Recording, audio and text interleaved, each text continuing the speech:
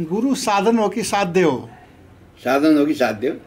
भन्नाले गुरु एउटा त्यहाँसम्म पुर्याउने त्यस्तो खालको अनुभव गर्ने जो एउटा विधि हो कि विधि हो अथवा गुरु नै अन्तिम लक्ष्य हो? यसो छ तपाईँको महायान उसमा चाहिँ गुरु चाहिँ एउटा साधन, भगवान्सँग पुर्याउने, लक्ष्य देखाउने। त गुरुले चाहिँ मार्गदर्शन गराउनु, सत्मार्गदर्शन गुरुले नै मोक्ष गराउँछ भन्ने कुरो छैन। जस्तै एउटा सत्मार्ग, जस्तै मसँग तपाईँको कोही मान्छेले आयो, गुरु यो मान्छे त ज्यान मारेर छ, त हजुरले चाहिँ अब उनको सरकारबाट पनि छुट्यो, ज्यान मारेर छ, हजुरले चाहिँ यिनको ज्यान मारेकोमा क्षमा दिनुहोस् है भन्दा मैले त क्षमा दिनु सक्दिनँ। ऊ क्षम्य छैन, हो माने सार्थक छैन। मैले त्यस्तो नगर्नु पर्थ्यो तिमीले, किन यसरी हत्या गर्यो तब भन्दा मैले धेरैवटा कारण बताउँला, तर मैले त यसो त नगर्नु पर्ने थियो, हत्या चाहिँ नगर्नु पर्थ्यो।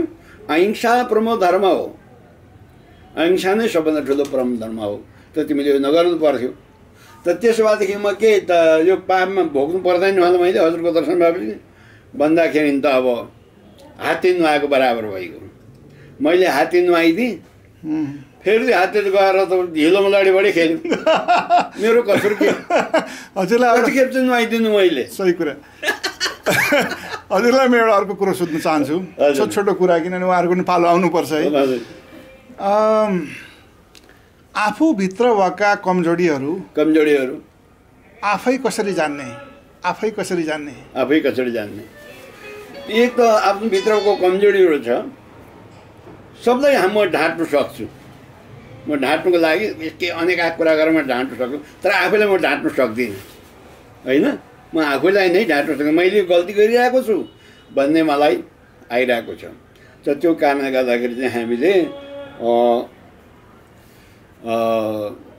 कर्म प्रधान विश्व गरी राखा, जिस कर्म करहु फल तिस चाखा, यो कबीरदास माने तुलसीदासको रामायणको मैले सुनेको थिएँ सत्सङ्गतमा कि कर्म प्रधान विश्व गरी राखा।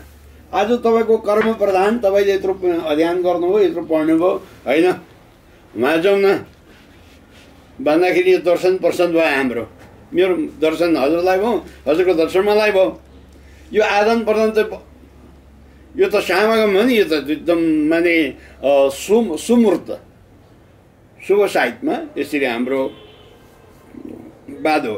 त्यो समय त त्यसै पनि बितिरहेको छ, जुवा खेलेर पनि बितिरहेको छ, घुमेर पनि बितिरहेको छ, सोचेर पनि बितिरहेकै छ। त्यसो सत् कार्यमा सत् उपयोगमा समय बितेको चाहिँ राम्रो नि त। त्यस कारणले गर्दाखेरि मैले रुम्बुचेको मैले भन्दै थिएँ, पहिला चाहिँ मनुष्यको जीवन पाउनु नै कठिन, मनुष्यको जीवन पाएर वङपो छाङपा भन्छ। वङपो छाङपा भनेको के अरे स्रोत घ्राण भयो, दृष्टि भयो, स्रोत भयो, घ्राण भयो, वाक्य भयो, त्यसले परिपूर्ण, त्यसलाई स्वनाम भन्छ। स्वनाम भनेको भाग्य, परिपूर्णता। राजाको छोरा राजाको घरमा जन्मिनुहोस्, जन्मिने बित्तिकै उसको दरबार छ, प्रजा छ, सब छ। त त्यसलाई नै संस्कारमा बनाउँदै ल्यायो भने चाहिँ राम्रो। अहिले मैले एउटा कागजमा पढ्दै थिएँ आजको न्युजमा कि हनुमान ढोका हाम्रो जति अदालत उहिले जो बदमासीहरूलाई त्यहाँ लगेर थुन्ने हनुमान ढोका भनेपछि सब थर्कमान, अहिले त्यो हनुमान ढोका के हुँदैछ? चर्किँदै जाँदैछ।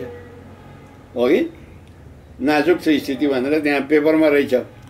एउटा कुरा त के हो भन्दाखेरि आफूभित्रको साक्षीले देखिरहेको हुन्छ, यो त्यसमा ज्यादाखेरि ध्यान दियो भने आफ्नो अब गुण आफै देखिन्छ भन्ने एउटा तरिका हो। एकदम त्यो प्रकार। अर्को तरिकाहरू जस्तो अरू तरिकाहरू के हुन सक्छ, जस्तो कति मान्छेहरू जुन नयाँ पिँढीका मान्छेहरू छन्, बुवालाई सोध्दैनन्, आमालाई सोध्दैनन्, काका बाबुलाई बडाबालाई सोध्दैनन् कि म के कमजोरी छ, के कमजोरी छ भनेर सोध्दैनन्।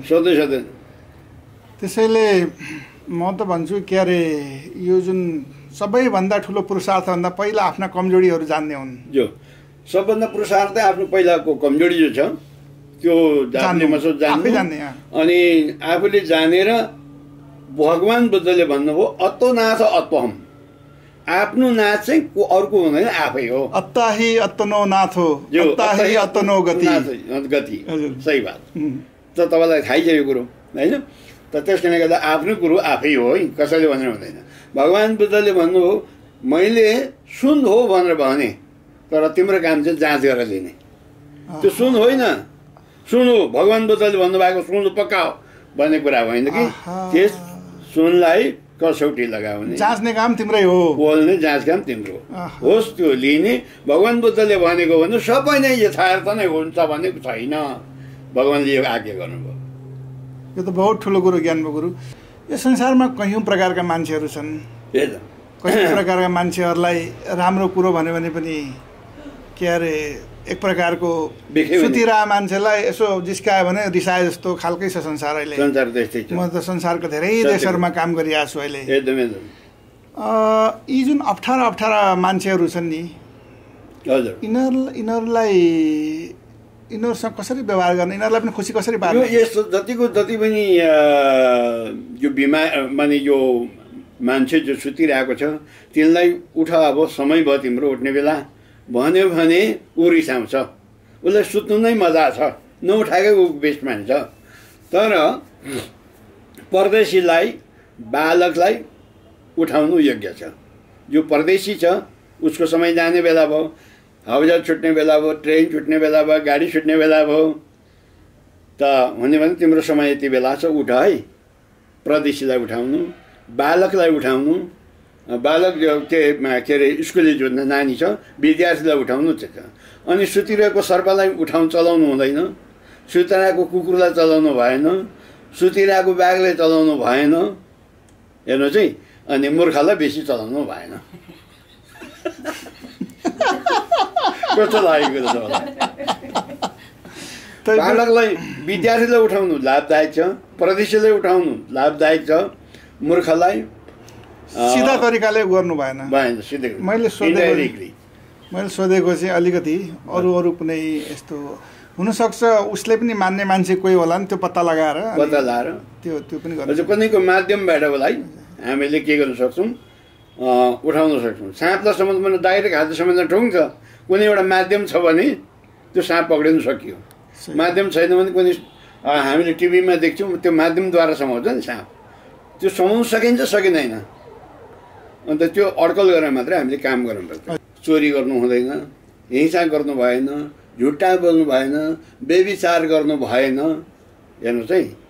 र अद्वितीय दान, अर्काले नदिएको दान जबरजस्ती लिनु भएन, जसलाई जबरजस्ती दान गराउनु भएन, परोपकार गर्दै गर्दै लानु पर्यो, अहमपनलाई हटाउनु पर्यो। त भगवान्को यस्तै यस्तै बाणी छ भाइ।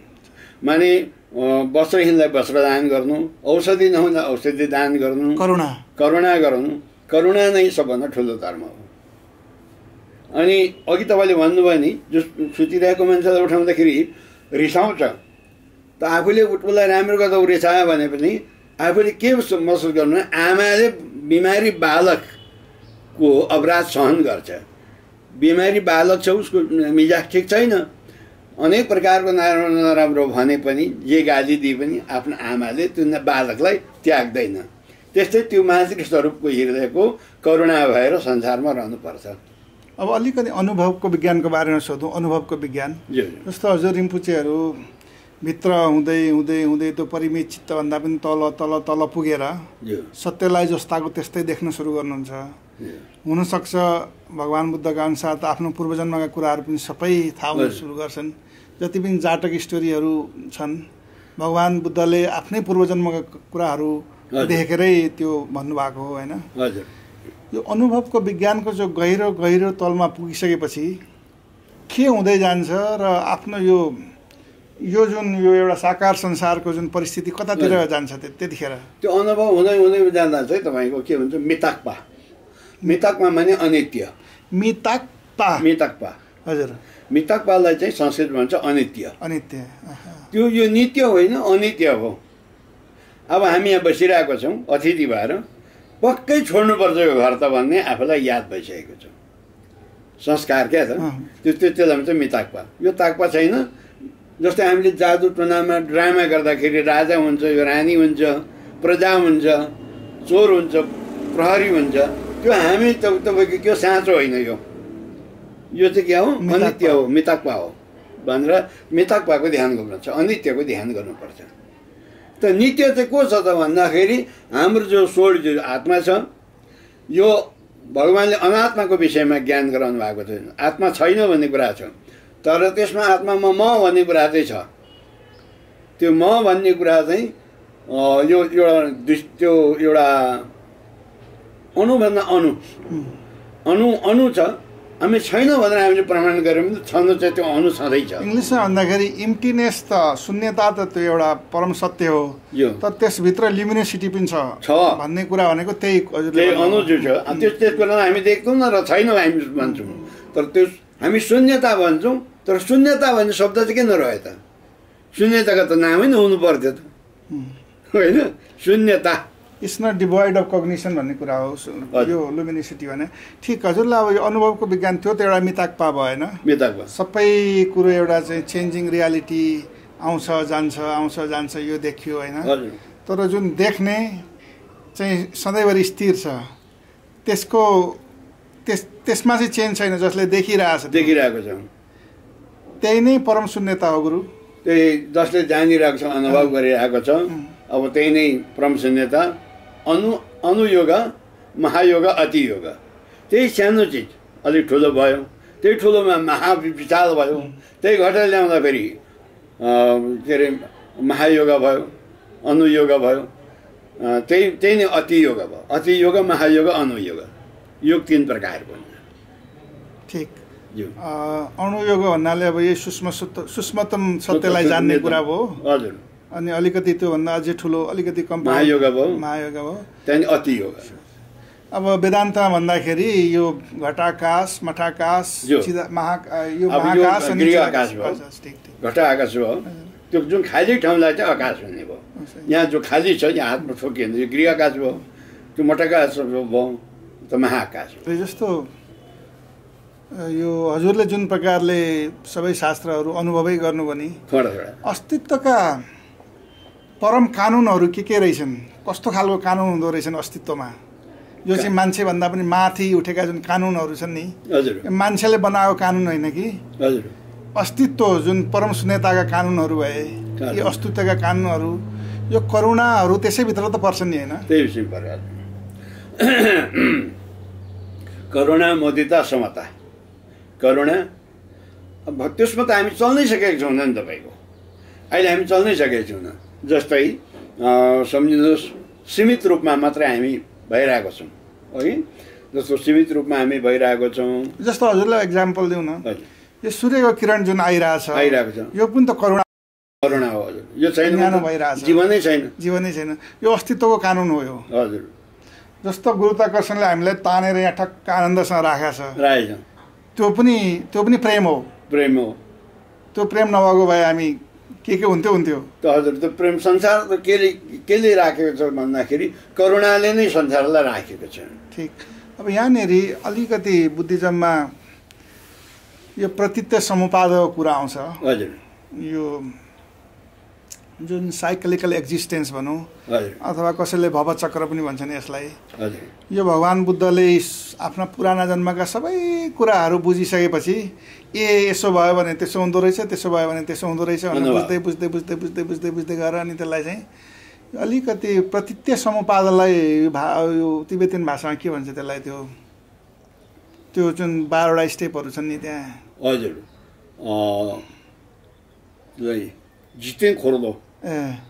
जितेङ खोर्लो संसारको यो चक्र। हजुर, त्यसको बारेमा अलिकति व्याख्या गर्नु। यो जितेङ जो खोर्लोमा चाहिँ हामीले एक दुसराको मद्दत बिना केही हुन सक्दैन। यो जितेङ खोर्लोमा चाहिँ तपाईँको संसारमा सबभन्दा ठुलो चाहिँ धनी चाहिँ मानव नै हो। र हिन्दू शास्त्रमा पनि नररूपहरि, जो नर भगवान्ले धेरैवटा अवतारहरू लिनुभयो भने छ नि, है? हिन्दू शास्त्रमा, क्रिस्चियनिटीले पनि त्यही भन्छ। हजुर, धेरैवटा अवतार लिनुभयो। मत्स्य, कच्छ, वराह, नरसिंह, परशुराम, रामकृष्ण। अन्तमा नर रूप नआइकन भएन, मनुष्यको रूपमा। God made human in his image भन्ने चाहिँ क्रिस्चियनिटीमा पनि। मनुष्यको जीवनमा आउनुभयो। त्यस कारण गुरुबाट ज्ञान हामीले शिक्षा लिएर राङच्योर दाङ सेन्योर आफ्नोमा त्यो गुण हुनु पर्यो। एउटा मूर्खलाई अथवा एउटा लाटालाई एउटा कोही मान्छेलाई यो ज्ञानको कुरा छ भने त्यो सुँगुरको अगाडि मोती नफ्याँक भनेर बाइबलमा भनेको छ। त्यो अविद्या जुन छ नि, जुन अहिले भन्नुभयो, त्यो भवमा आउने पहिलो कारणै त अविद्या रहिरह्यो मरिन्जेलसम्म भने, अनि त्यसपछि त्यो त जन्म मर्नेको चक्रमा परिवर्तन त्यहाँबाट सुरु भयो। त्यो अविद्या जस्तो अब कति तङ्क पेन्टिङहरूमा अन्ध आइमीको रूपमा देखाएको छ त्यहाँ।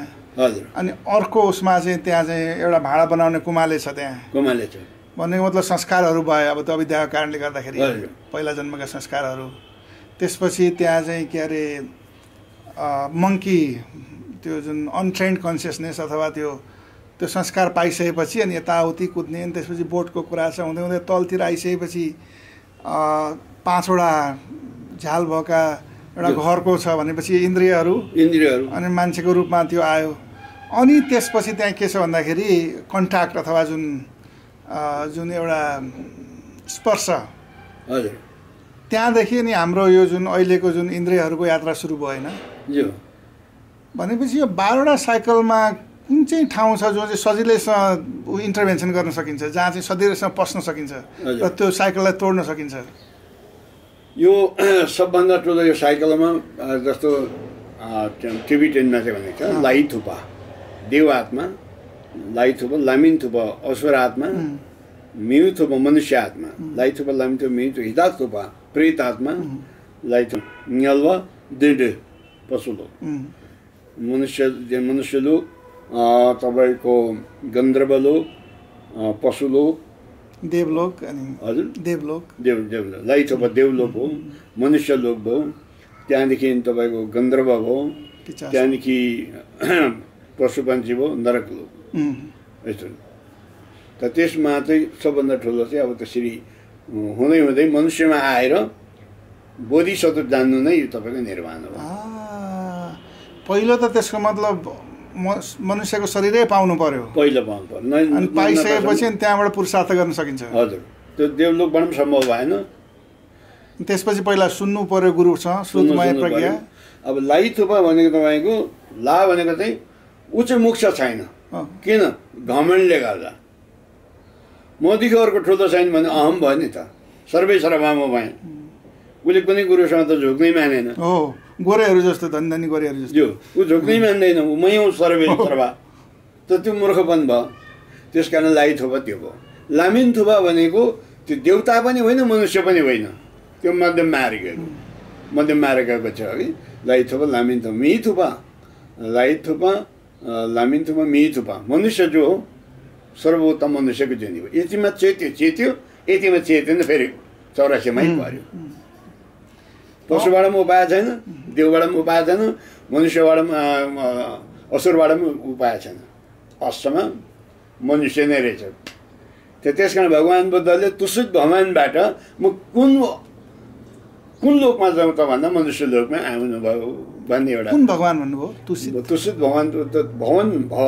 भगवान् बुद्ध जहिला पहिला दिव्य लोकमा हुनुहुन्थ्यो, त्यो भगवानको नाम हो तुसित भगवान्। लेखेर राख्नुहोस् न, तुसित भगवान्। अर्कै लोकमा जसको नाम तुसित भयो, त्यो जग्गामा उहाँ पुग्नु भएको थियो। लोकहरू पनि धेरै छन्, धेरै लोकमा भगवान् बुद्ध पुग्नु भएको चाहिँ तुसित लोक रहेछ। तुसित भवनमा हुनुहुन्थ्यो। उहाँबाट विचार गरेर म चाहिँ कहाँ जन्मिउँ त भनेर विचार गरेर हामी कहीँ जानु पर्यो भने आज यो ठाउँमा जान्छु भनेर लक्ष्य गर्छौँ नि, त्यो लक्ष्य चाहिँ तुसित भगवान्बाट पृथ्वीमा कस्तो आमा बनाउँदा चाहिँ योग्य हुन्छ, कसलाई चाहिँ पिता बनाउँदा योग्य हुन्छ, त्यो पनि इम्पोर्टेन्ट रहेछ। हजुर, भनिकन पहिला लक्ष्य गरेर उहाँले माता अनि पिता चुन्नुभयो, समय चुन्नुभयो। जन्मिँदाखेरि भगवान् बुद्ध पूर्णिमासीको दिन जन्मनुभयो। ज्ञान उहाँले प्राप्त गर्नुभयो पूर्णिमासीको दिन, निर्वाण हुनु पूर्णिमासीको दिन, परिपूर्णमस्तु। एउटा तपाईँको चराले, एकजना सन्तले एउटा चराले गुड बनाउनु भन्दा काठ बोकेर लाँदै थियो। अर्को चरा आएर त्यो काठ खोज्यो। हेर्नुहोस् है, लोप गर्नु नहुँदो रहेछ। यो चराले त्यो काट लाँदै उसको प्रयास के भयो व्यर्थै भयो लोप गर्नु नहुने रहेछ भनेर त्यो सन्तले सम्झे अनि त्यस्तै प्रकारले हामीले यो ज्ञान भनेको त्यो त्यसलाई चाहिँ आफूले गुरु मान्नु जस मान्छेले आफूलाई हकार्यो गाली गर्यो सधैँ मूर्ख मलाई यसले गाली गर्यो भनेर नसम्झेर यिन चाहिँ मेरो गुरु हो जय गुरु तपाईँ मेरो यो मूर्ख रूपमा आउनुभयो तपाईँ मेरो गुरु तपाईँ गुरु म हारेँ भनेर हार्दै उचित छ त्यस्तो मूर्खपन चाहिँ आफूले चाहिँ मैले चाहिँ गर्नु नपरोस् तिम्रो त मूर्खपन छ त्यो मूर्खपन चाहिँ मैले गर्नु नपरोस् भनेर आफ्नो कति पनि गल्ती छ मेरो जो गल्ती भयो आइन्दा उपरमा यस्तो गल्ती नहोस् भनेर आफूले महसुस गर्नुपर्छ र जोसँग आफ्नो हातमा नमस्कार गर्नु जोसँग आफू टक्कर परेको छ उसँग चाहिँ अर्काद्वारा उसलाई क्षमा नमाग्नु आफै गएर क्षमा माग्दाखेरि क्षमा हुन्छ मेरो लागि तिमीले क्षमा माग्दियौ भनेर हुँदैन भन्ने छ त्यस कारण अतो आफै नै आफ्नो नाच चाहिँ आफै हो भगवान् बुद्धले भन्नुभयो आफ्नो नाच आफै हो तपाईँले मातापिताले पढाउनु भयो होइन त पढाउँदाखेरि तपाईँ नपढेको भए तपाईँले बदमासी गरेर यतातिर भए यत्रो औदामा कहाँ पुग्ने त्यस कारणले राङदोन दन स्यान्दोन भन्छ अब तपाईँले पाउनुभयो विद्या तपाईँलाई मात्र भएर त कहाँ भयो त तपाईँले अरूलाई पनि त्यसलाई दिनु पऱ्यो आफू डाक्टर छ आफूले मात्र दबाई खाएर त भएन नि फेरि अरूको पनि के गर्नु पऱ्यो उसको डाक्टरले उपचार गर्नु पऱ्यो त्यस्तै अब गुरुको अर्थ पनि के हो गुको अर्थ अन्धकार हो होइन त रुको अर्थ रोशनी हो अरूलाई रोशनी दिनु सक्ने त्यो प्रकारको गुरु हुनु पर्यो गुरु कस्तो यो सूर्यले निस्वार्थ रोशनी दिइरहेको छ नि त यसको कुनै किसिमको यो सूर्यले दिएको यसको उज्यालोपनको कुन चाहिँ राष्ट्रले चाहिँ तिर्नु सक्ला यसको बिल चाहिँ कुन राष्ट्रले तिर्नु सक्ला त यो चाहिँ भगवान्ले त्यसरी करुणा गरेर दिइरहेको छ त प्रकृतिले यस्तो दिइरहेको छ भने हामी मनुष्यले चाहिँ उपकार किन नगर्नेछौँ भन्ने यस्तो किसिमको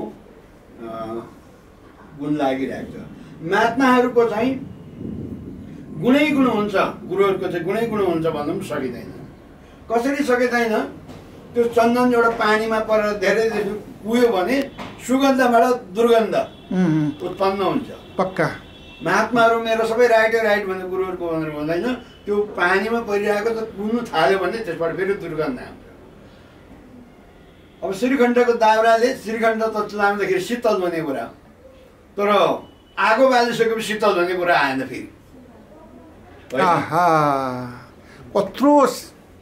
कस्तो ठुलो ज्ञान छ जुन दिन त्यो रिस भन्ने कुरा चाहिँ महात्मामा रति पनि हुँदैन त्यो चाहिँ निर्वाण हो मोक्ष भइसकेको बेला हो अब हामी तिमी आज के छौँ फल्ना मऱ्यो अरे लास लान्छ यो लगेछ त लास त भन्नु त दिन नै आफू मरेको पत्ता छैन अरे जुन दिन मरिसक्यो त्यो चाहिँ मरिसकेको दिन अरे मर्दैछ होइन त जुन दिन चाहिँ तपाईँको जुन प्राण एकदम गयो त्यो चाहिँ मरिसकेको दिन हो यो रूप त मर्दै पो छ है भन्छ नि मान्छेले त जुन दिन खङ्ग्रमा भएर सुक्थ्यो त्यो चाहिँ मरिसकेको दिन हो त्यस कारण हामी मर्दैछौँ त हामी मर्दैछौँ भनेर हरेस खानु भएन यो चाहिँ के भने मरेको होइन सरेको अरे सर्दैछौँ एक जीवबाट अर्को जीवमा हामी सर्दैछौँ त मर्ने त होइन सर्ने होइन खास गरिकन हरि बजिकन तर्ने अरे त्यो परमात्माको चाहिँ गुरुको चाहिँ हामीले यो मनमा सिन्धुमा लिइराख्नुपर्छ त कोसँग उसको बेसी कन्ट्याक्ट थियो उहीसँग सम्पर्क गराउनुपर्छ प्रार्थना गर्नुपर्छ